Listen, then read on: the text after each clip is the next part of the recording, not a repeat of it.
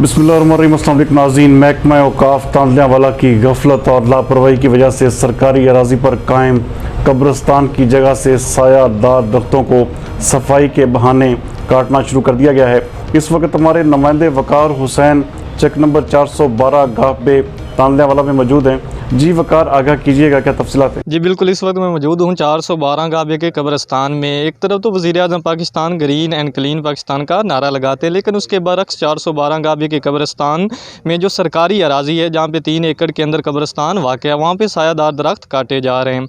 यहाँ पे 4 प्राइवेट बंदों ने सायादार दरख्त काटे तो सजादा नशीन आस्ताने आलिया बोदिया वाले सरकार ने उसके ख़िलाफ़ मुज़ाहमत की और उन्होंने कहा कि आप कब्रिस्तान की सफाई करें, लेकिन कब्रिस्तान में से सायादार दरख्त ना काटें।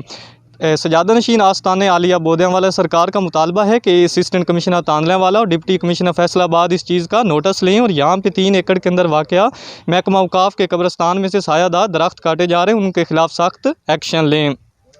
4 प्राइवेट बंदों ने एहलियाने 412 से पैसे इकट्ठे करके कब्रिस्तान की सफाई के नाम पे यहाँ पे वाक़या सायादार दरख्त को 3 लाख रुपए के अंदर सेल कर दिया। सजादा नशीन आस्ताने आलिया बोदिया वाली सरकार और एहलियाने 412 गाबे ने उसके ख़िलाफ़ मुज़ाहमत की और उन्होंने कहा कि हम अपील करते हैं कि महकमा औक़ाफ़ इस चीज़ का नोटिस लें और असिस्टेंट कमिश्नर तांदलियावाला ज़ाती तौर पर इस मामले की निगरानी करें ताकि यहाँ से सायादार दरख्त ना काटे जाएँ।